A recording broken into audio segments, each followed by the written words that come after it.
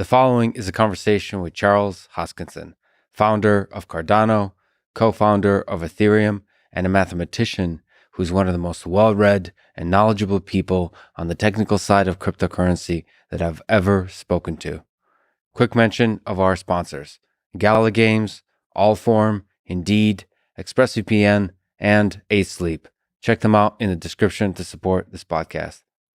As a side note, let me say that Charles is not just a mathematician or cryptocurrency innovator, but also a Colorado-based farmer of bison and mushrooms, a gamer, a fisherman, and a world traveler.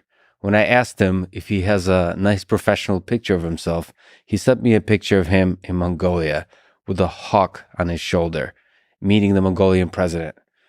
That to me pretty much says it all, speaking to the humor and the intelligence of a man who's bold, innovative, and does not shy away from a bit of fun and a bit of controversy, which makes him a fascinating human being to explore ideas with.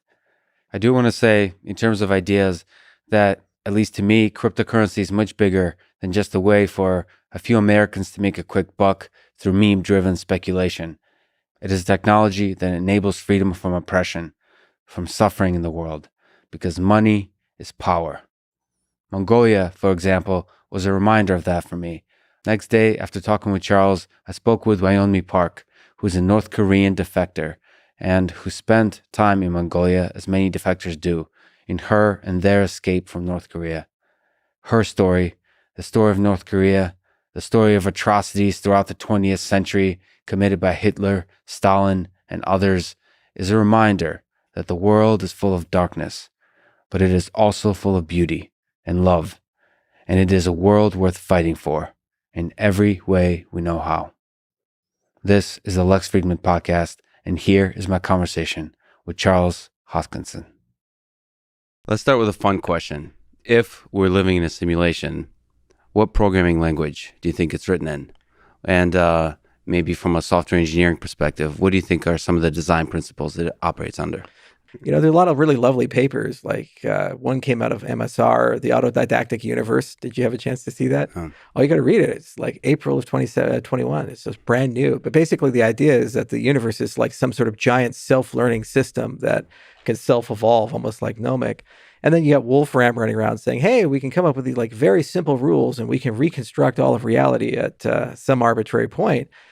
So I have absolutely no idea what's right. You know, I look at it kind of like a formal system, and I say, well, if you're stuck within the system, it's hard to actually understand that you're inside the system. You know, it's kind of like an object language to a meta language. And, you know, there's this thing that is outside of it, but because you're constrained and limited by the simulation, you can't really understand the nature of the thing that's outside of it.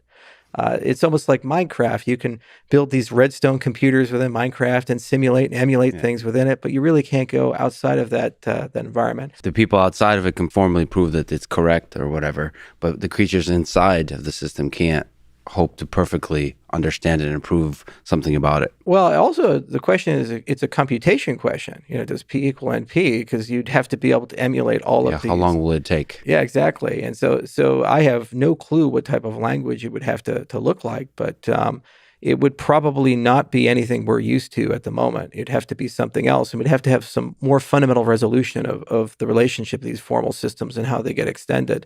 So that's like a 22nd century question instead of a 21st century. Do you find the Stephen Wolfram idea compelling?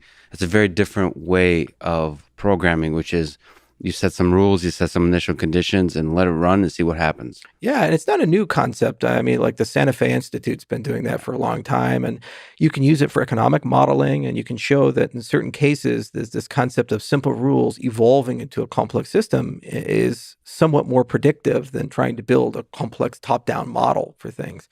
And I guess there's some analogies to these things in AI where, you know, you start with some simple things and then somehow it just figures stuff out in its environment over time, and much better than if you actually tried to model it with Prolog or, you know, something like that. So that is exciting because you get to just do a few things, let the thing run, and then see what happens. And that's a lot of fun. In fact, it got so exciting, Wolfram came to us and he said, hey, let's do an NFT marketplace. And I said, what do you want to do? And he said, I got all these universes to sell. And I said, okay, well, that's going to be fun. So we're going to set up an auction system or something like that with him. And I think maybe end of this month or next month, we'll figure out how to do NFTs on Cardano with Wolfram universes. So as soon as we can sell one, I'll give you one, and then we can all just claim that we're living in some sort of Wolfram simulation. I don't know how much money I have, but I'm going to give everything I have to get Rule 30, which is one of his universes that he's created. One of the first ones where he discovered some interesting complexities. I think Rule 30 is Turing complete, or is that 45? I can't remember which one. You know your stuff. Yeah. Actually, I'm not sure if they proved anything about Rule 30 in terms of whether it's Turing complete or not. Okay. But there's fun competitions on it, which is trying to predict something about Rule 30, about the way it evolves. And so far, nobody's been able to do it. Just like looking at the middle column, try to predict as the system evolves, say anything like conclusive about the future of the system as it evolves. It's fascinating. It's both beautiful that simple rules can create that kind of complexity, and it's also sad that we can't like make perfect sense of it, like perfectly predict the future. Even though it's all simple and deterministic, we can't say something conclusive about like when the thing will end. When will this little cellular automata like evolve in a certain way, and then nuclear weapons will be invented and they blow each other up, and then it'll just be this empty 1D cellular automata. Well, doesn't that make it fun, though? Yeah, it's fun, but when you're trying to create, and we'll talk about something that operates the economy and the way humans transact and cooperate and fall in love and work together, then you'd like to be a little bit more formal and try to say something conclusive. If this entire universe is just cellular automata, then being conclusive is kind of hopeless, generally speaking. And the hope is, I guess, that there will be pockets of within the cellular automata where you could be predictive, where you can formally show that something is true, and then you can rely on that. You'll be resilient and all those kinds of things, even though the rest of the thing is a giant mess that's unpredictable. Didn't they call that Laplace's demon? Yes. Yeah. Well, I wonder what the demon's up to these days. Okay. Thank you for entertaining me with that. But sticking on philosophy, you've also mentioned, among others, that Bertrand Russell and Saul Kripke are two of your favorite philosophers. Maybe you can comment on what ideas of theirs you find insightful, and also what to you is the difference, because you're both an engineer and a thinker. So what to you is the difference between philosophy and computer science? Yeah, there's both a deeply human element to both Russell and Saul, and then there's this, of course, amazing work that they did in the late 19th and 20th century. And you can't really talk about Russell or Saul without also mentioning Wittgenstein and Tarski. Because when you actually look at these guys and you put them together, what they were attempting to do was increase the level of precision we had in analyzing both formal languages and also language in general. Yeah. And so Wittgenstein makes no sense at all to me. So there's amazing people out there that somehow can parse that, but he doesn't make sense to himself either. I think you're right about that. However, Kripke has Kripkenstein. He has his whole building on that, right? And he built a whole hierarchy. And at least there I have modal logic, and I have the little boxes, and I have the diamonds, and I can do a computation, and I can kind of reason about things that people are saying. But it really was all just about precision and the nature of truth, precision, the nature of necessity and possibility. And the magic of these statements is that you can then start getting a better understanding of basically how far a formal language can take you. And so that's the work of it. And David Hilbert also did the same thing. And Russell, he got his career started working with Alfred North Whitehead. He was a logician. And there was this whole desire in late 19th century mathematics to formalize mathematics in a completely new and better way. And they started with geometry, and Hilbert's geometry was like a complete system, although recently we've discovered there's a few holes in that. But for the most part, it's complete, and the axioms are independent and they're consistent. And they said, oh, well, now we can do this for all of mathematics. And Russell and Whitehead wrote this huge set of books, like two big books, Principia Mathematica, 1,000 pages. And the conclusion is 1 + 1 = 2. So they linked set theory and arithmetic and logic all in these beautiful ways. Then, little by little, as we entered the 20th century, logicians started chipping away at this idea that you could actually construct a complete system of mathematics. First with Gödel, and then later with the work of Turing and Church and others. They said, oh, you're not complete, you're not decidable. And so suddenly Russell was left in this really bad position where his early life's work was basically forgotten. So he had to kind of reinvent himself. And so he went into ethics and he went into different fields of philosophy. He became this titan in analytic philosophy. And he was also a great pacifist. And he was just a phenomenal writer. If you read Why I'm Not a Christian or any of his other attacks on metaphysics, he said, look, I can only deal with the world I'm in the senses that I have. And if I can deduce it, I believe it. If it's outside of that, I really can't make meaningful statements about it. And he said it in a lovely English prose that you would expect of a man of his stature. Now, Saul Kripke, it was like the complete opposite. This guy's really down-to-earth dude, not aristocratic at all. And, he was one of those guys that just could have done anything because he's so brilliant. I guess he's still alive. I think he's 80-something. Yeah, exactly. Yeah, he's getting up there, man. But I mean, literally, when he was in high school, he wrote these papers in logic, and Harvard contacted him and said, hey, could you teach graduate courses at Harvard? And he said, no, I really would like to finish high school first before I go and teach grad school at Harvard. And so this is just one of those guys that you can see through his work that he can think deeply about anything. He's like the Galois of philosophy. And he chose to try to clean up a lot of the messes that Tarski and others couldn't resolve. He said, let's really get serious about the nature of truth. Let's really try to resolve paradoxes. Let's really try to build things in such a way that the work that we leave behind can actually be built upon and it's not thrown away every 50 years or 100 years. And it was the same for Tarski. He comes in, he says, we mathematicians love this concept of truth, but yet we've never really created a nice rigorous definition that doesn't have paradoxes embedded inside of it. So he had to invent meta languages and object languages, all these notions and so forth. So I really like those four if you think about them. And there's a lot of great lessons. And where it's relevant today is, you have human beings and you have computers and they're trying to understand each other. And computers live in the formal world and human beings live in the natural language world. And those bridges between those two are still not completely clear. And so a lot of the work that these guys were doing in the 20th century, 19th century had nothing at all to do with that, but gives you hope that perhaps a bridge can exist between those two worlds. And maybe there are some nice tools for that bridge to be built upon. And maybe that in some way will allow computers to better understand us. I mean, they've even created languages, natural spoken languages that are completely ambiguity free, like Lojban and things like that. What? Yeah, right? Wait, Lojban, Lojban. It's based on a language called Loglan, and it's a spoken language that's equivalent to first-order predicate calculus. Interesting. So no ambiguities. It's logically consistent. Yeah, Lojban. But can you still have fun in it? Like, you can get. Can you write poetry or what? Yeah, there's people who actually write poetry in Lojban. I'm going to switch to that. And start tweeting in it. Yeah, there you go.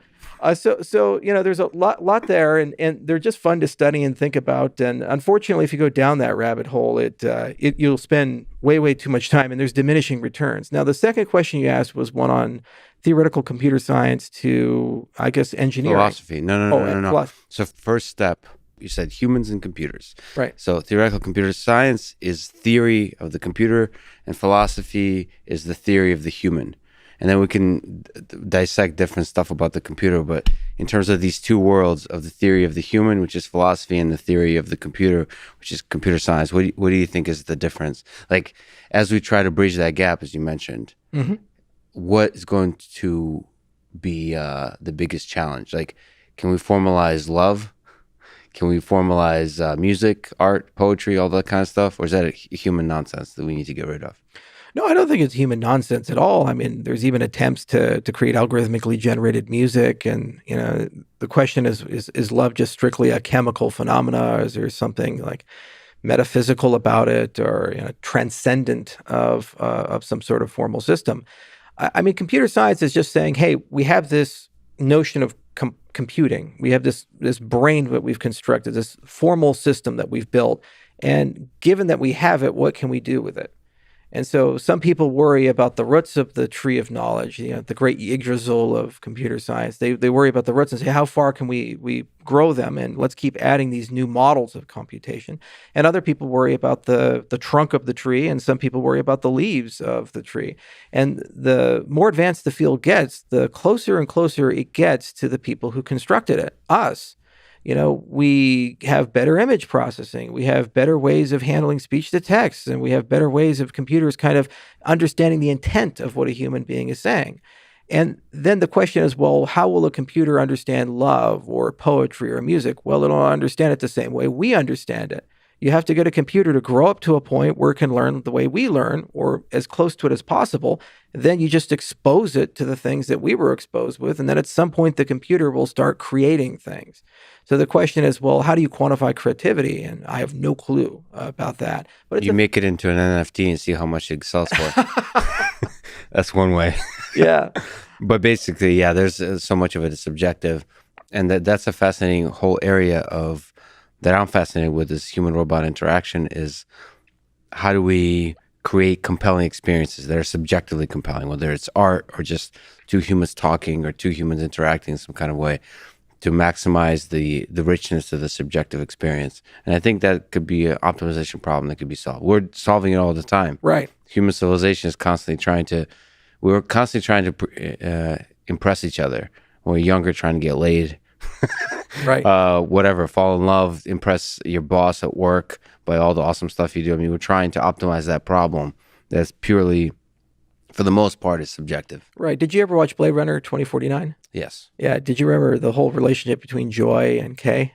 You know, and like, did she really love him, the hologram, or not? Was it like fake love or real love? Fake it till you make it is my view on love. No comment from Charles. So let's go to the difference between theoretical computer science and software engineering. Or I don't know if you draw a distinction, but if we look into this computer world now, is there a difference between theory, things you can say formally, and the pragmatic implementation of that theory into actual systems that people use? Yeah. Which I guess we'll call software engineering. So, you know, the engineer, they're obsessed with the domain of, well, what do you want to accomplish and who are you accomplishing it for? So they live in the world of people, if they're good engineers. And they say, okay, what's the experience? How are we going to use this? Why are we going to use this? What's the commercial application? What's the non-commercial application? And you collect all these business requirements. And once you've done all of that, the better job you do, the more self-evident it is of how do we apply the toys and tools of computer science and other such things to actually resolve that. And the point of theoretical computer science from the software engineering domain is it can tell you kind of where your guardrails are. It won't make perfect programs, and there's no such thing as that, but rather it can give you a good notion and sense that your program has some desirable properties. Like you can prove that it can terminate if you're dealing with total programs, or maybe you can prove you'll never have a buffer overflow, or you won't divide by zero somewhere or something like that. Some event won't occur that'll cause a catastrophic failure in your system. But there's always this combinatorial explosion between what you can test and think about and what you can actually code. So the stuff on the left-hand side lives in a different cardinality, a different universe. There's something significantly larger there.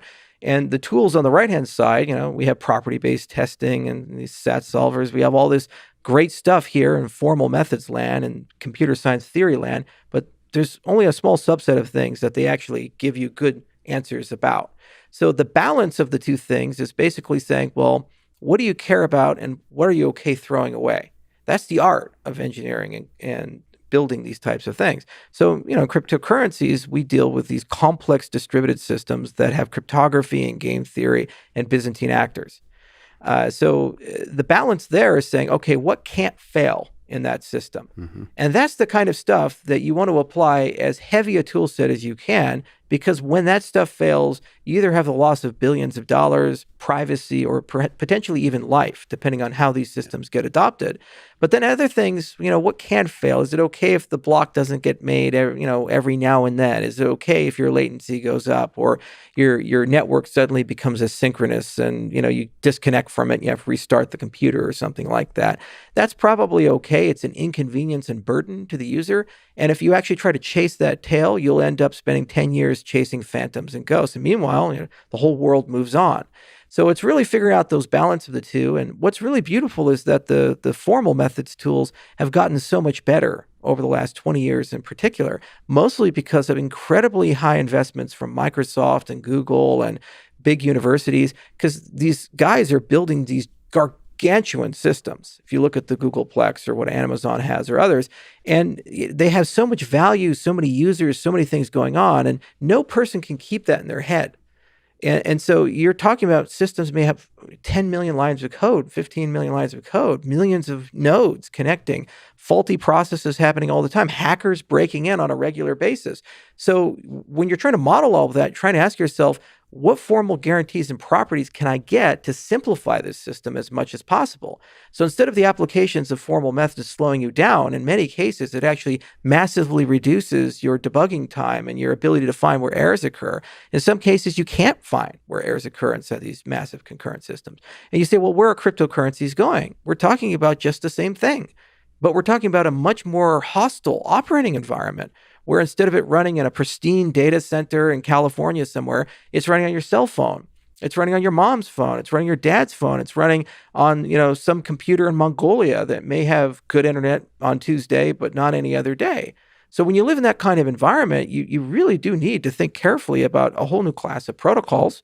And then you need to think carefully about a whole new class of tools and techniques to test the reliability of those systems. And you need to separate the world and say, what is high assurance and cannot fail? Because if it fails, people lose money. And what is low assurance? And it's okay if that falls apart. The other thing I'll mention is there are perverse financial incentives in our industry.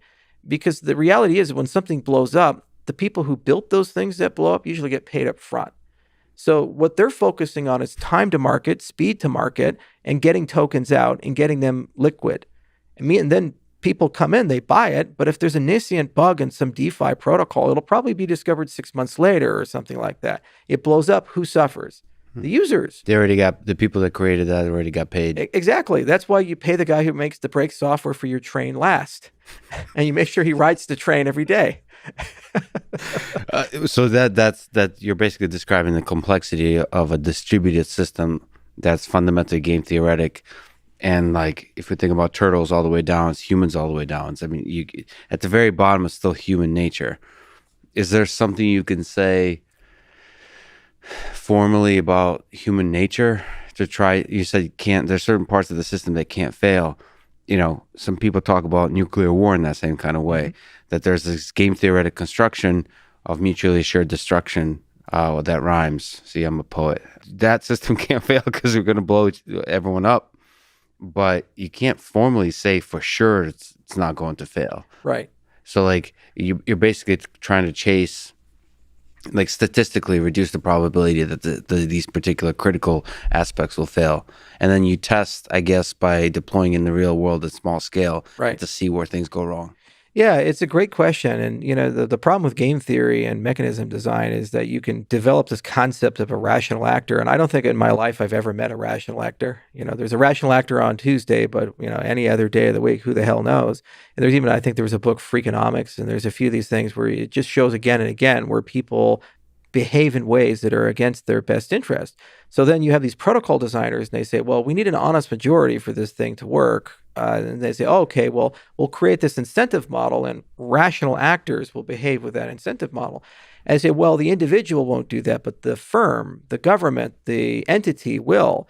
The problem with that is we have a lot of counterexamples where the system was actually behaving in weird ways. Like we almost completely eradicated the human population twice in the 20th century. Once during the Cuban Missile Crisis, and again in the 1980s, there was a Russian colonel and they installed a new satellite system and it said, hey, the Americans are launching missiles at us. You need to turn the key and, launch all the missiles in the silo. And he said, oh, that's not right. That doesn't seem right. And he was reprimanded for not launching the missiles.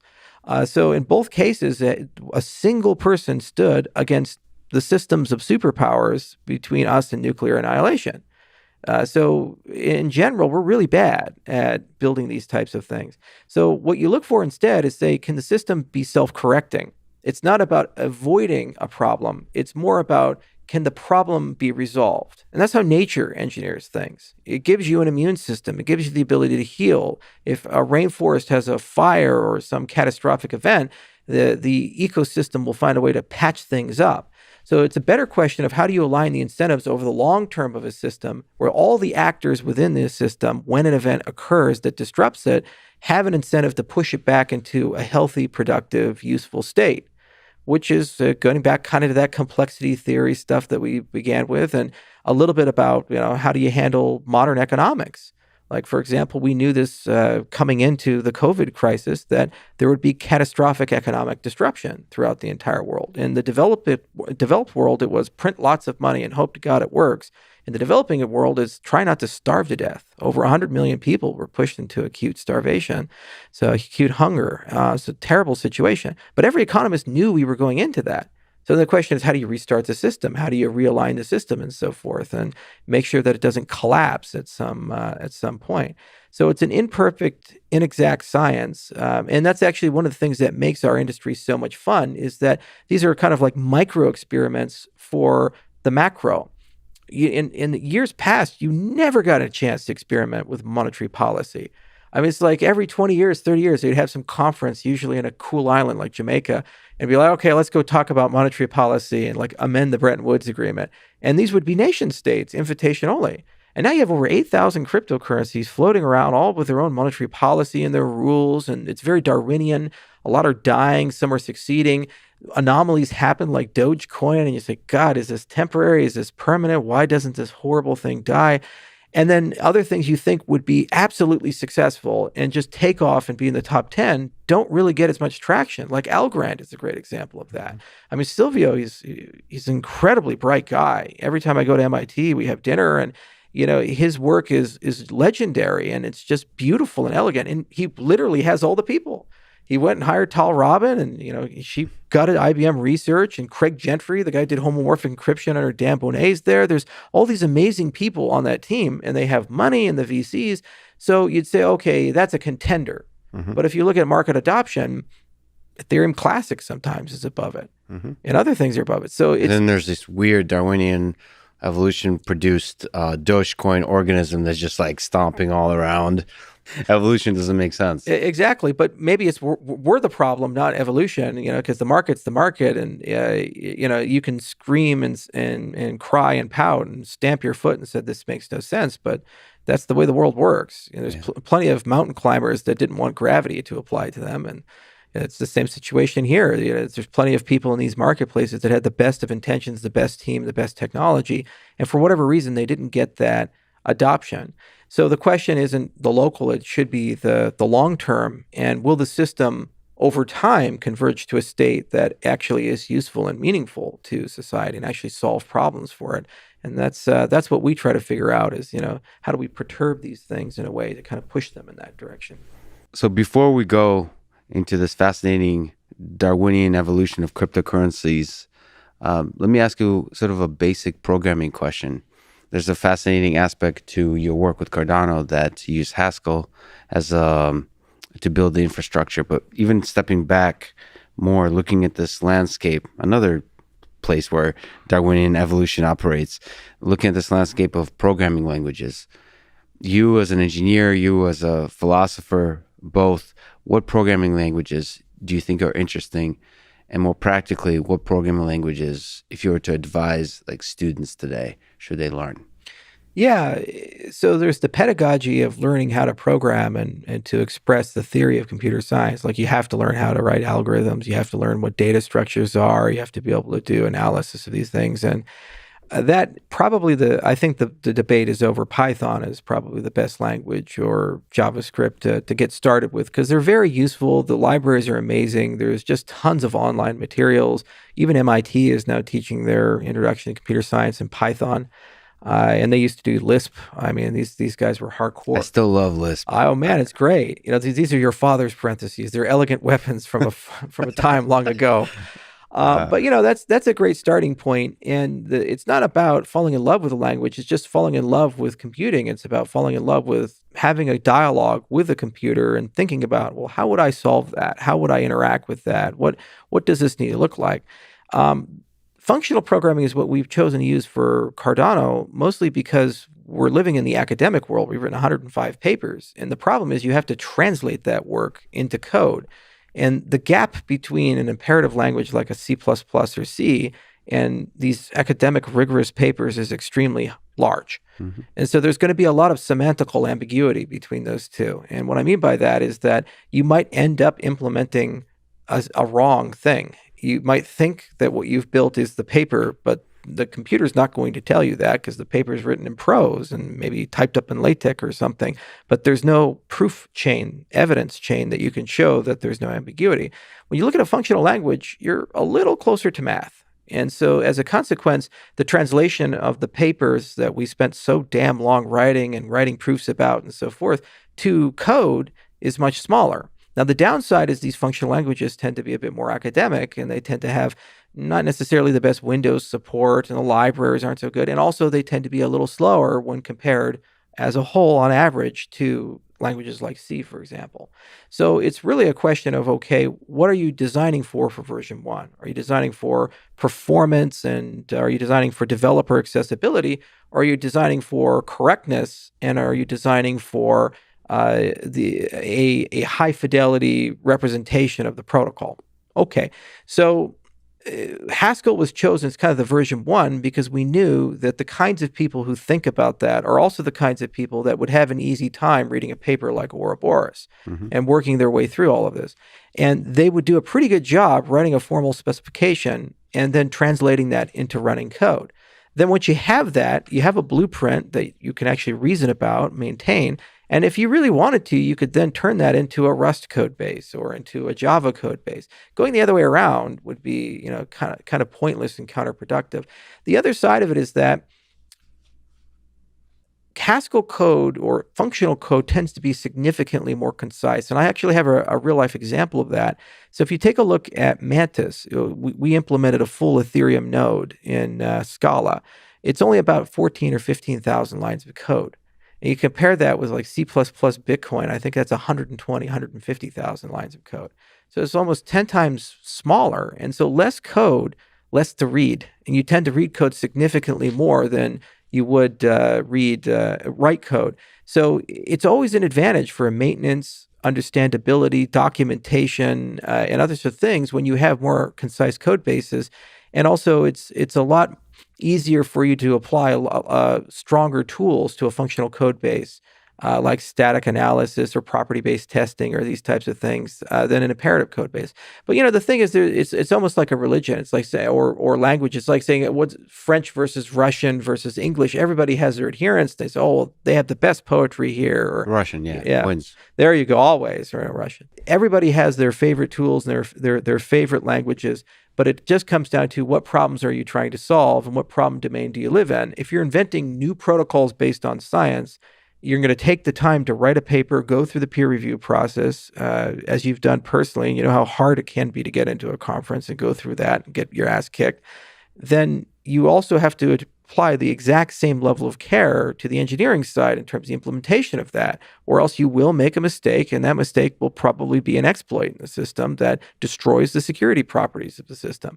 So we really had no choice but to go to some notion of functional. The question was, what's the Goldilocks language? Do you use a hybrid language like Scala and F# or Clojure, where you still have some connection to understandable things like .NET or the JVM? Or do you go to an overly academic language like Idris or Agda or, Isabel? And there you can really dial up the correctness and write all kinds of crazy proofs. But by the way, it's like the 7 people who write your code, they go on vacation a lot. You'll never get anything done. So Haskell kind of felt like a nice middle ground between those two, where if we needed to pull into the left, we could. If you wanted to pull into the right, you could as well. That said, it's really amazing to see what the hybrid languages have done. If I was a new student in computer science and I said, learn any language to grow your career from, Scala 3 is probably the language to go with. Interesting. Yeah, it's great because it's like you want it to be like Java, it's Java, and it looks kind of like a Java program. You want it to be like Python and scripted, and you use a REPL, you can do that. You want to go hardcore dependent object types and do like weird proofs and stuff in the functional, you do all that. You have access to all of these things, and Martin Odersky is a brilliant guy. He's done some phenomenal work, basically, because he was one of the guys who created the JVM, and he's worked on compilers for over 20 years. He did a lot of really hardcore work on trying to build a concise, nice, modern language that does a little bit of everything. And it's got great applications in data science and in AI. And it's also heavily used in modern companies like Netflix uses Scala for all of their microservice architecture. Interesting. Yeah, so that's a great language, and it's easy to pick up, and it's easy to hire people into it. You just find these Eastern European guys who were Java programmers for 10 years, 15 years, and they got tired of making $20 an hour, so they picked up Scala so they can make $35 an hour, and they're really good at it, Yeah. And that's a great gateway drug because, you have like quick check in Haskell, you have Scala check in Scala. You can also do model checking. You can also go and use a TLA spec and make it work with Scala and so forth. So it gets you a little bit of everything.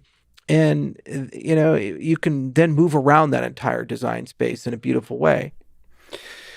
So the recommendation is maybe if you want to go vanilla, you go Python and JavaScript. When you're getting started. It's the getting Because started. that'll get you everything. You can do web scrapers and anything. It's like just all of us fun. experiment with drugs in undergrad. That's where Scala 3 comes in. It's a gateway drug to then potentially more hardcore functional languages like Haskell. Do you think C and C++, still has a role? No, I think Rust has completely replaced the need for them. Go and Rust, those are the two twins of doom. I mean, Google created Go just to get rid of C. They hated C that much. And then Rust is just a phenomenal language as well. Hate can be a great motivator. Yeah. Let me ask a question from Reddit on this topic. We're going depth first today. Sure. As a developer, why should I be incentivized to create Cardano-based applications? What is on the Cardano developer roadmap? Any other language? I guess this is the key question I want to ask. Right. Any other language support other than Haskell? The example this person gives is TypeScript, Go, Java, Python, etc. Also, have you considered a yearly conference focused around developers? Yeah, we call it Plutus Fest. And we did the first one in 2018, 2019, I can't remember. And we were going to do one last year, but then COVID hit. So we'll bring it back, and we'll probably do it annually at the University of Wyoming for their hackathon there. In fact, it just so happens that coincides with the Goguen Summit. So we're doing that, I think, the third week of September. But yeah, it's great to do an annual conference. You can bring a lot of cool people together, and you can do hackathons and awards and so forth.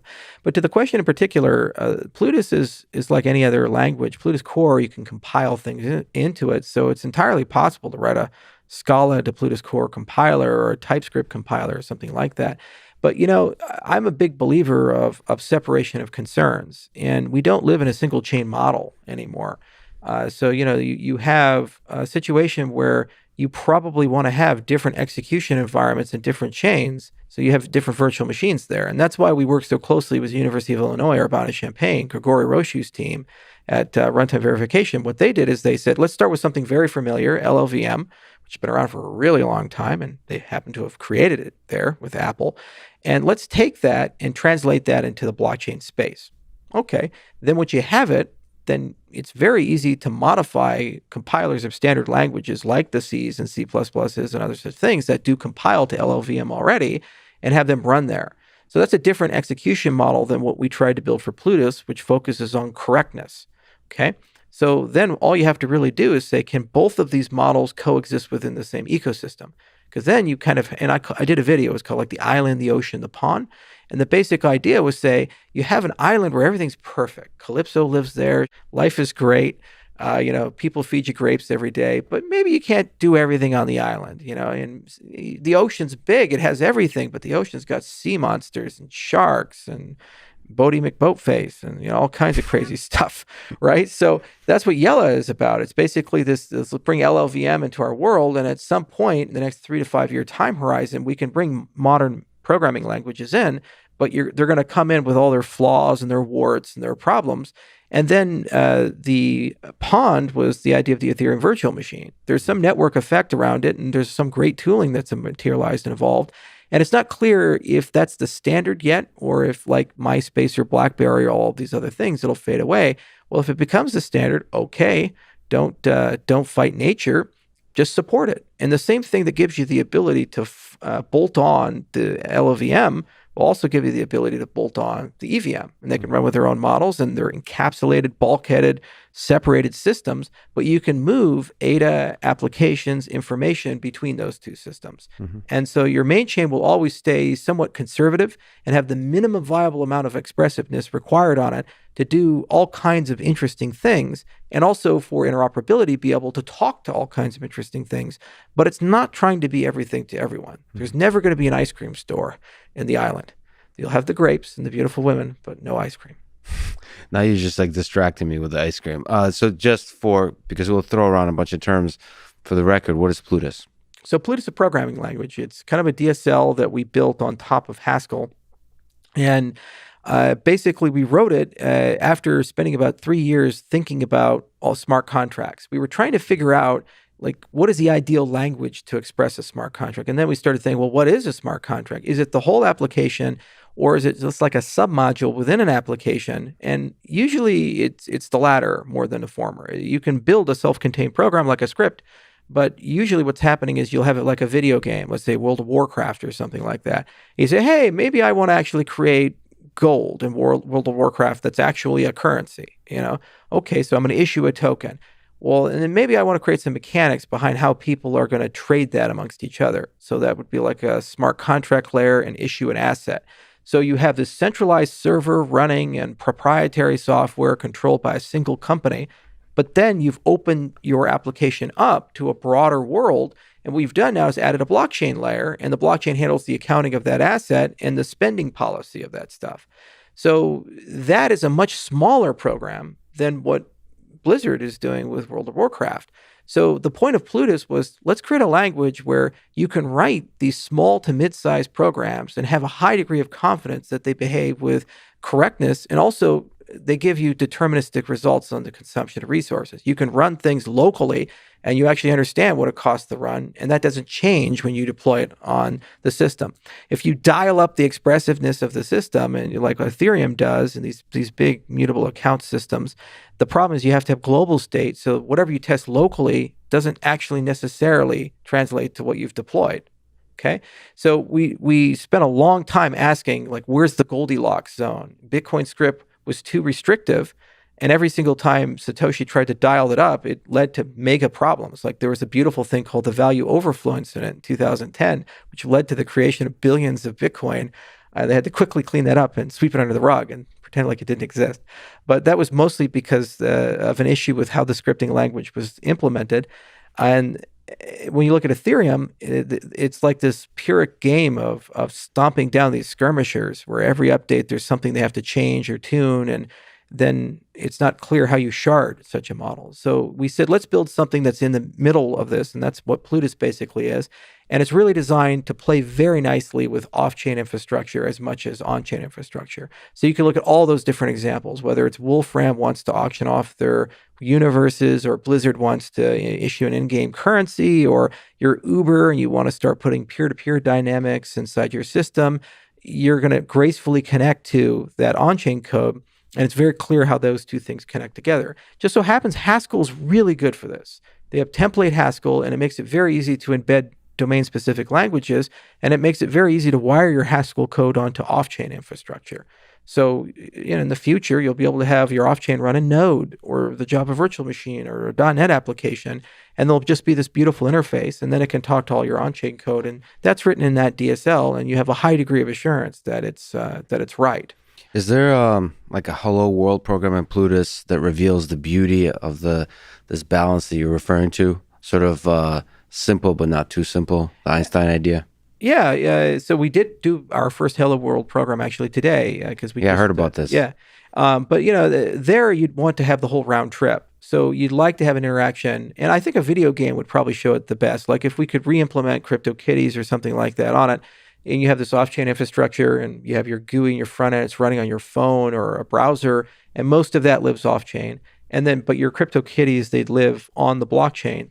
The whole round trip end to end with relatively low fees and low latency, and high availability of service. It never goes down. That would probably be the best thing to do, and we'll have something like that by August. It's pretty easy to build this stuff. So what kind of off-chain interactions are supported with Plutus? What are the limits you want to put on the thing so it doesn't get chaotic? Well, that's the beautiful thing. When you have a less expressive model on-chain, it means you can do anything you want off-chain. Anything.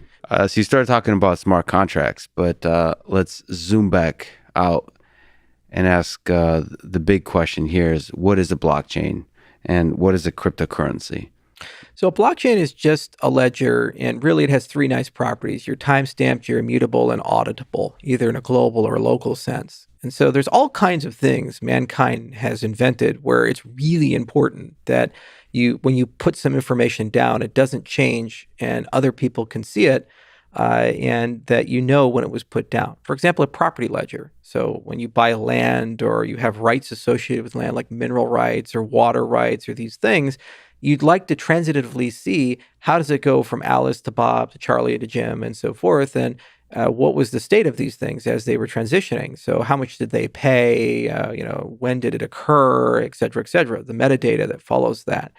Okay, well, normally these types of ledgers are so important that they're managed either by governments or regulated entities. And the issues are that while they can be efficient, they're generally brittle to political manipulation and they're brittle to geopolitical events. For example, when Syria fell apart, the very first thing ISIS did is they started saying, hey, the ownership of the land, it's going to fundamentally change. We've decided that, this guy over here now owns all these things. And then when peace comes, like, how do you unwind all of that, put it all back together? So the power of a blockchain is that it gives you a transnational way of sorting all these details out, putting all together in a place that that even if it's inconvenient to a very powerful actor, that it will still stay preserved. This is an asymmetry we haven't had as a society. Usually kings and empires, they have the ability to decide what's true. And then suddenly you have this asymmetrical thing that is above them, kind of like a synthetic laws of physics. And once something goes in there, that that's there. Okay, so that's the first part of it. The second part of it is that it's auditable, meaning that instead of saying only the high cleric or the president or, some very special club of people get to see what's going on, suddenly now all the people can actually see who owns what where. Like imagine a tax system where, the ProPublica just leaked the taxes of all these different billionaires and said, well, how much they make and how much they pay. Well, imagine a tax system where that's just done by default. Or other social systems where this type of information is put in by default. So it's tremendously useful, this type of structure and all kinds of things, medical records, supply chains. Just a good thought experiment is I travel a lot. I've been to 52 countries in the last 5 years. Imagine if I got sick in Zimbabwe, I get hit by a car or something and I'm unconscious and a Zimbabwean doctor calls my doctor in Colorado and says, hey, I need all of Charles's medical records. He's unconscious right now. But I needed to treat him because he's quite ill. They'd say, who is this person in Zimbabwe? Why, I don't know you. I can't give you his records. I need his consent. Oh, no, he's unconscious in the hospital. Can't do it. Well, a broker system that would allow the movement of medical records would be an example of what a blockchain could potentially do in the foreseeable future. Cryptocurrency is just an application that runs on top of a blockchain because it just turns out that when you issue property, you also can issue tokens of value. And then you could have a monetary policy. It can be inflationary or deflationary. You can have demurrage where it decays over time or whatever have you.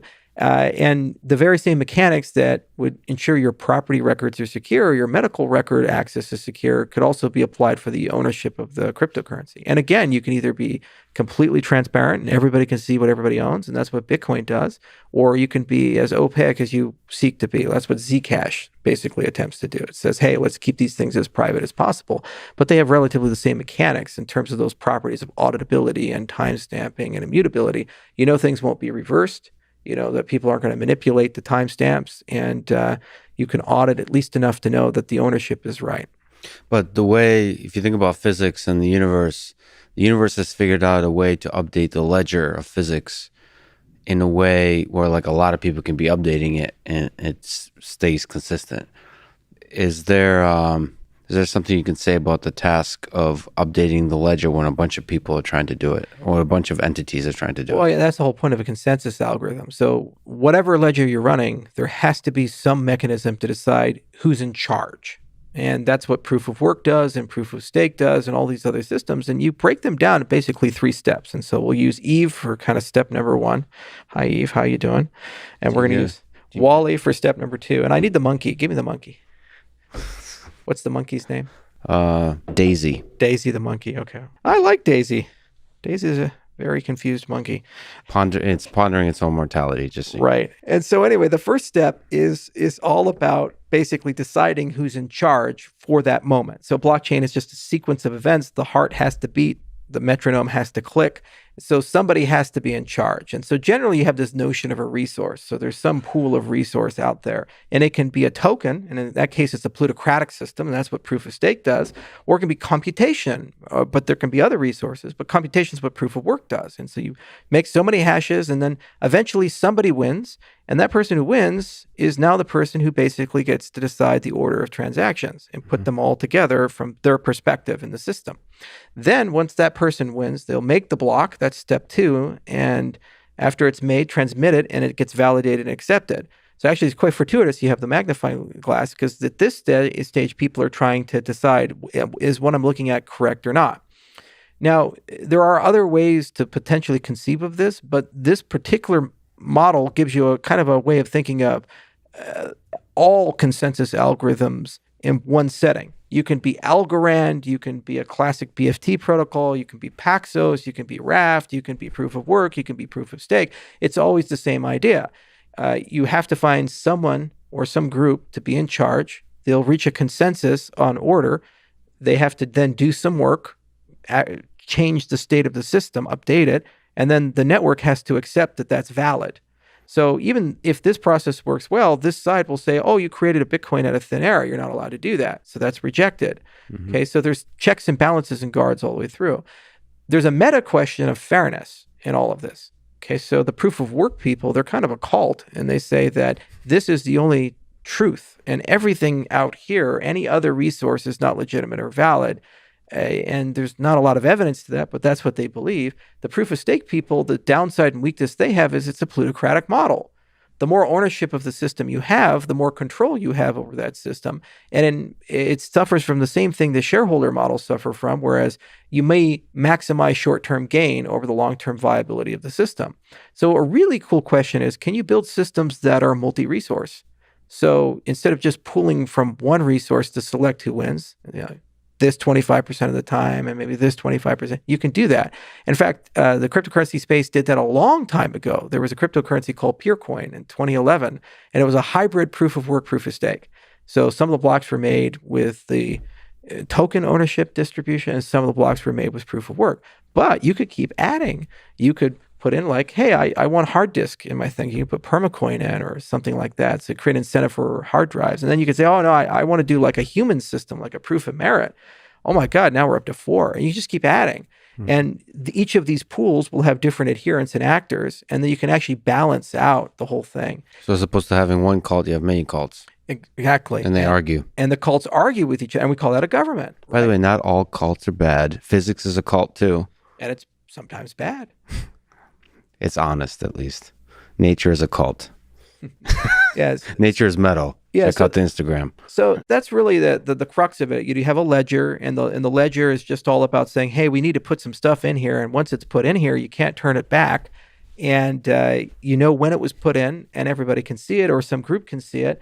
And then you need to pick somebody to modify that. So all this chaos will happen. All these transactions are all around the world, and our perception of them are different. There's a beautiful paper from Lamport that kind of talks about this from the 70s. It's like one of the most classic papers ever in computer science. I think it's been cited like 50,000 times or something like that. It's a crazy paper. But basically, you have to figure out, okay, well, somebody has to be in charge. Some group has to be in charge. And you can do it with a meritocratic, hashocratic computation thing. You can say, well, if you have coins, 25% of supply, 25% of the time, on average, you'll be selected to have the right to do this or give it to somebody else. Or you could search for other resources. And they can even be human resources, like some notion of merit or social benefit. Maybe you get a token for that, and you can weight it with these other systems. And that's where everything's going. We're getting to a point where we've really optimized all the properties here. We've proven all these nice things about it.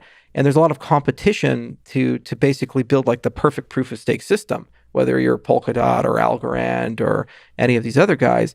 But now the next step is say, well, why do we just have one? We should have multiple resources.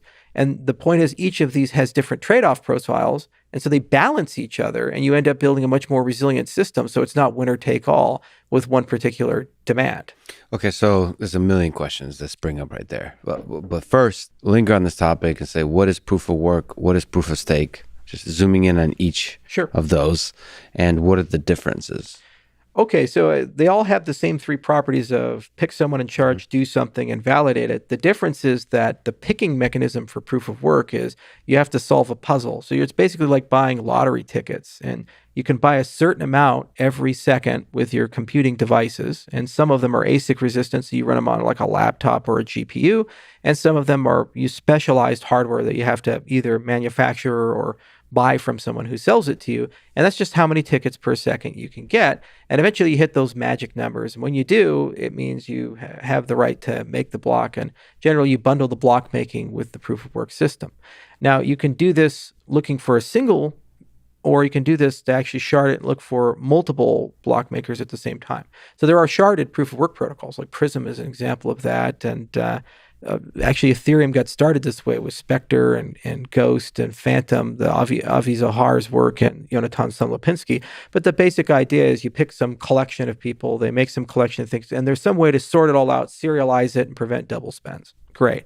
Proof of stake is the same, but it's a synthetic resource. So instead of doing things, they say, well, if you had 25% of the hash power on average over a long period of time, you'd probably win 25% of the time. Well, why don't we just introduce some randomness in from some source, and then 25% of the time on average over a long period of time, you'll win. So it's a synthetic resource. But you still have to do the other two things. You still have to make the block and you still have to validate the block. The big difference is this step in the proof of work world is horrendously expensive. You use more energy than the nation of Switzerland. And the problem with that is that you have less resources for the other two. And the other problem with that is that if this is horrendously expensive, you have an economy of scale kick in. So what ends up happening is the system becomes less decentralized over time because you have these vertically integrated operations. I mean, not everybody can go build a mining facility on a volcano in El Salvador. Not everybody can go to Mongolia and set up a 5 gigawatt power plant and a huge data thing. Not everybody has access to the patented ASICs that people produce. Because what if I don't sell it to you and I have the patent on it? Or what if I control the supply chain for these things? So you'll end up having centralization around maybe 10 or 5 major operations, as we've seen historically with proof of work. And that means you end up having like a ruling class of a mining oligarchy in the system. Proof of stake, if you design the parameters correctly, you actually get more decentralized over time, because as the currency goes up in value, the distribution of the currency tends to get more egalitarian. For example, Bill Gates, when he started Microsoft, he had 64% of the shares. Now he has less than 5% of the shares. So there's founder drift over time. As the value goes up, divestment occurs. You have more and more and more people coming in. That means there's more people who can participate in the consensus. You can even tune economic parameters. And this is what we did with Cardano and Ouroboros. We created this concept of K in the system, and it's just a parameter. And it's like a forcing factor that tends to accumulate a certain amount of stake pools. So you can set it to 200 and then 500 and 1,000 and so forth. But the basic idea is as the price of ADA goes up, you make K larger, and then you end up, in practical terms, having a larger and larger set of actors making blocks that are unique and distinct. And the other good thing is this is a virtual resource instead of a physical resource, which means it's portable by a click of a button. So let's say China says mining is bad, we're going to shut it all down. And it looks like they're moving in that direction. You have all these people in WeChat just like trying to sell miners or trying to figure out how the hell do I move miners, because they have these huge data centers they've constructed. You can't exactly go and grab a server and like take it with you. It's huge. It's a lot of work. And if the government seizes it, well, it's their property now. A virtual resource, you can click a button and redeploy it to a different jurisdiction. So to me, for a virtual asset, it makes a lot more sense to try to tie your security to something endogenous, something within the system, because it's just like the asset. It can move anywhere at a click of a button, and human beings have a much harder time attacking something like that. Well, so people, maybe you could sort of play devil's advocate and say, what is the strength of proof of work system? Because some people would argue that proof of work because it's outside the system, it's tied to physical resources, it's more secure. It's less prone to attack by large groups of people. Yeah, it's a great question. And the first question we had was, could proof of stake actually work or not? So the problem was that the engineers kind of led when the science should have led. And so there were all these POS protocols that came out in the early 2010s, like Peercoin was the first, and then NXT and others came out. And there they had suffered from things like the random number generation wasn't good. They had grinding attacks and nothing at stake and all these other things. And there's a lot of beautiful properties for proof of work from a theoretical sense. We even wrote a paper called GKL, named after the authors Juan Garay, Nico Leonardis, and Agalos Gassis, our chief scientist. It's got 1,100 citations now, and it was published in 2015. But basically, all it did is just model the blockchain and created some security properties for it, and then it started talking about, well, what does proof of work actually do for you? And it turns out it does a lot. It's an asynchronous system.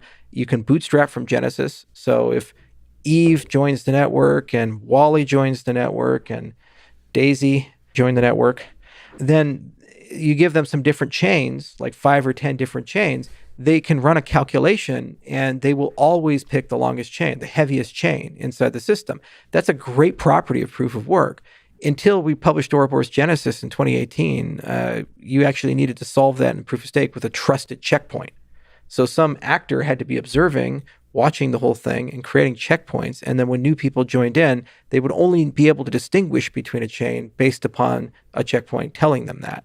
So you have to do a lot of really wonky, crazy math to show and create this notion of like density to be able to show that that's possible. But there's a lot of properties of proof of work that were super hard to replicate and emulate in the proof of stake world.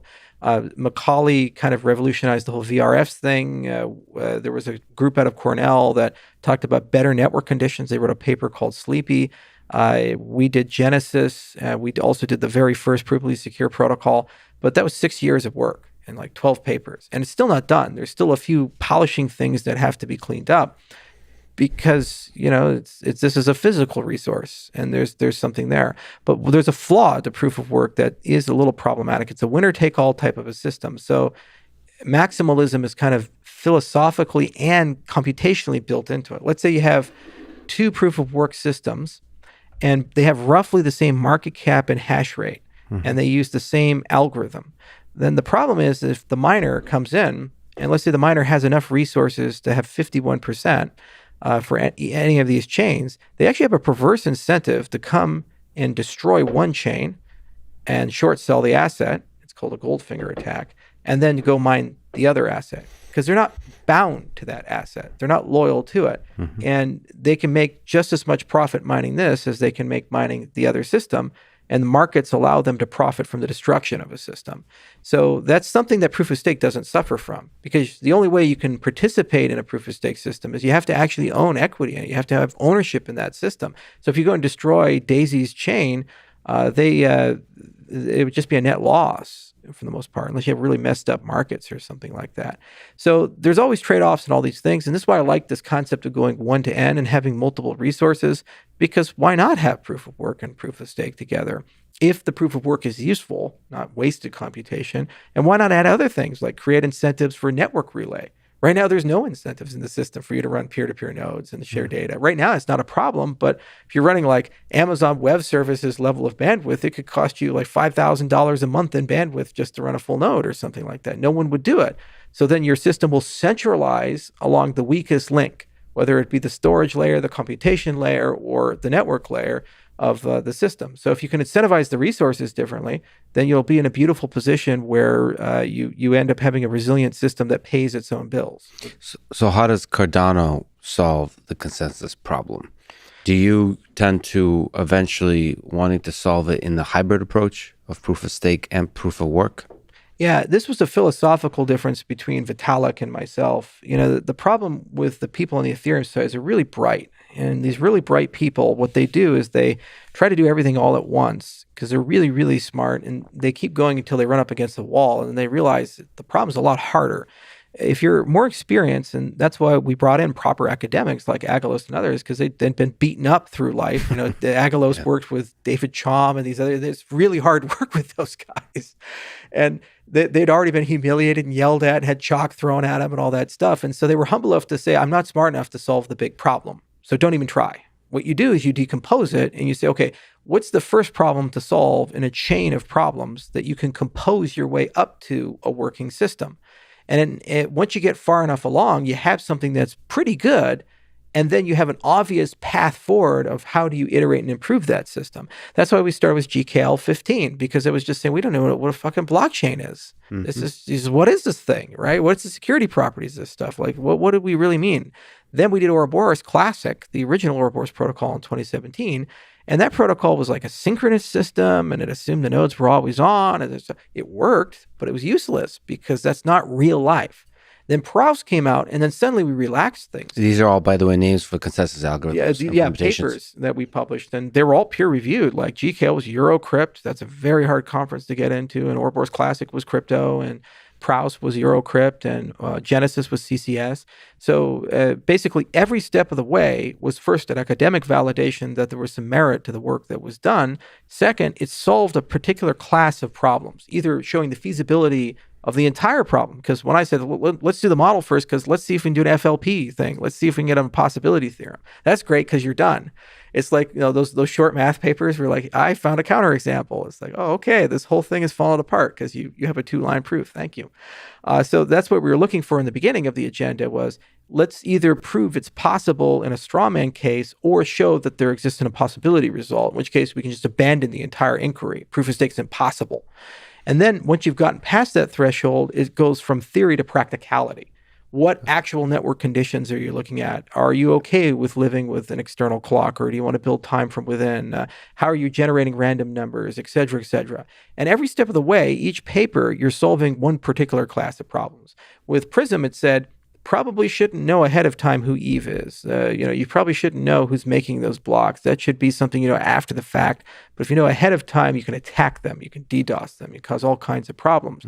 Okay, so adaptive security. Also, we moved from an MPC, random number generation, which was great, but very heavy and very slow, and you can't scale to large amounts of people, to a VRF-based system, which is super fast, but a little dirtier. Because Algorand actually did some great work there. There was some good knowledge there. What are the really hard problems that maybe if you just linger on a little bit, what are some of the really hard problems you have to solve along this chain of papers, ideas, the evolution of the consensus algorithm? Yeah, not only are they really hard problems, they actually require different cryptographers, because you're moving from mathematician style cryptographers like the Neil Koblitzes and the Adi Shamirs, the people that like start as proper mathematicians, and they really love theory. And that's their thing. And the proofs are dense and they're thick and they're beautiful, to practical applied work where you're saying, okay, now this is something an engineer can look at and say, I know how to build that. I know how to think about that. So that transition from GKL to Ouroboros Classic to Proust, I'd say the biggest leap was Classic to Proust, because that was going from a system that would only work in a consortium chain like Fabric to a system that would actually work and is working. That's what's implementing Cardano today, $50 billion cryptocurrency and all these people. That was a huge leap. But that paper alone wasn't enough. We also had to layer on the economic model, because we said, well, hang on a second here. Not everybody's going to be online all the time to be available to make a block. So you need some notion of delegation. The minute you have a notion of delegation, you have these stake pools. What the hell does that mean? And so this is a beautiful kind of interdisciplinary notion that layers computer science and biology together. And minute that complexity starts going up, you start seeing cell specialization. So you go from single cell organisms to organisms where you have eyeballs and brains and hearts, and each of these tissues do different things. Well, analogously, complex distributed systems start getting specialization. You move from the single-celled thing, Bitcoin, where everything's a full node, they all have the same rights and responsibilities, a lot of homogeneity in that system, but you're only as good as your weakest link, you're only as capable as whatever the basic cell can do, to a specialized system where you start having these actors in the system that are actually a little different than the other actors. So you introduce this concept of the stake pool. And suddenly now you have this actor where you're probably going to be online 24/7. You're probably going to have extra relay infrastructure. There's a trust relationship where you don't own the ADA, but you have a right to use it for something. And a person's made that choice to endow you with that. The minute that you introduce specialization, though, the system gets more complicated, the game theory gets more complicated, and then you start having to think really deeply and carefully about, okay, well, can this now introduce a new attack vector that we didn't have before? So that leap from Classic to Proust and adding in stake pools and figuring out how to handle the game theory there was exceedingly hard. It took 2 years to do that. So stake pools allow for multiple parties to delegate their staking capabilities to others. Can you describe a little bit how this works? It's kind of fascinating. It's a super simple concept. So you register a pool, and then the pool is there, and basically they advertise, and they're actually registered on chain with a certificate. And then in the wallet software itself, you can see all of the pools that have registered. There's over 3,000 of them now inside the system. And you can click a little tile, and it shows you all the metadata that's in the certificate, and it says, hey, I have my own pool. It's called Rats. I'm king of the rats. So you can see all the stuff that's described there. And pools have an operating fee because they're like a business. And they say, well, if you delegate to me, I'll charge this much. So if you get like $100 in rewards, I'll give you 90, and I'll take 10 or something like that. And then you make your decision, and whichever one you select, you click, delegate, you push the button, and then you have now given your staking rights to them until revoked. Okay, so it lives there. And then the stake pool's weight in the system is proportional to the amount of stake that they have delegated to them. And then we have this other limiting factor, K, which says that you get diminishing returns with the more stake you have. So it's kind of like an S function. So you kind of go up and up, and then eventually caps, and then at some point you get no rewards beyond a certain threshold. So there's an incentive to split pools to different owners after some point. Interesting. Yeah. And so that's a complex thing, and you have to actually model the game theory out to understand where those parameters should be set. And we didn't know how to do that. So what we did is we bought talent. We went to Oxford, and we hired this guy named Elias Kasoupas, who's an algorithmic game theorist. We said, hey, would you like to do some game theory work in crypto? And he's like, that sounds fun. So he spent a year and a half. We built all these beautiful models, and we kind of figured out what those curves needed to look like. So figure out like the S curve that would result in a nice distribution of responsibility. So not everybody delegates to the king of the rats. Exactly. How does it feel to be royalty, by the way? It's not a very impressive kingdom, but you're nevertheless a king. I'll take it because I think it's the kindest thing people call me in this space. Yeah, people love you. So, okay, so is that, would you say, a solved problem, the game theory of stake pools? No, it's the starting. And then I was getting back to my original point that you build things in iterations. Every step, if you've done it right, is an invitation for 10 more sexy, fascinating, fun problems. And this is why we have such a great time building labs. We started in Edinburgh. Now we're at Tokyo Tech and University of Wyoming and Athens, and we're setting up more labs this year. And all these academics want to work with us, A, because we write a lot of really fascinating papers, but B, because we're focused on all these really cool, sexy, interdisciplinary problems. We're actually running the problems where we don't even know where to publish the paper. Because you'll have this paper where there's like these PL guys working with crypto guys, working with systems guys, working with economists. And you put it all together and you have this Frankenstein paper monster. And we're like, where do we submit this? Where does this go? Nature. Yeah, there we go. Nature or Quanta or something. I don't know. They'll write a nice little... So the sexy problems multiply exponentially. Exactly. And, and we've now gotten to a point where we're starting to work on refinements to the system rather than fundamental things that are like, if you don't solve it, the system just simply doesn't work. For example, you can run all of this with NTP as your clock server, but you actually can create a notion of time within. We wrote a paper called Ouroboros Chronos for that. Okay. But that's not necessary for the system. It's just a nice to have thing. It's a nice property. Optimization of the random number generation is another example of that. You can run it with a heavier thing. You just have more blockchain bloat and slower time and transition. We have this concept of an epoch. So you elect leaders to run the system every 5 days with Cardano. But there's been derivative work. We didn't even do this. This work occurred at University of Illinois. And that derivative work said, well, you don't actually need to do that. You can do it on a block by block basis. It's like, oh, that's pretty cool. So that's the other point about doing things in a very rigorous way, is that way creates a lingua franca for what you're trying to solve with the totality of the academic community. So suddenly people that you've never met, you know nothing about, have read your papers, cited your papers, and start writing their own papers, either to try to attack and destroy things you've done or to build on top of the things that you've done. So people are trying to figure out ways to attack this. Exactly. As rigorous as you are trying to. And I don't have to pay them. That's the beautiful thing. It's fun. Yeah. It's fun to try to destroy, and that's how we grow stronger. And it's how you build your career too. There's plenty of people that they've gotten tenure just kicking the hell out of Intel SGX. You go to CCS every year, there's some guy there and he's having a hell of a time making Intel cry. Can we pull back, historically speaking, and in terms of the big picture of cryptocurrency real quick, and ask the question, what is Cardano?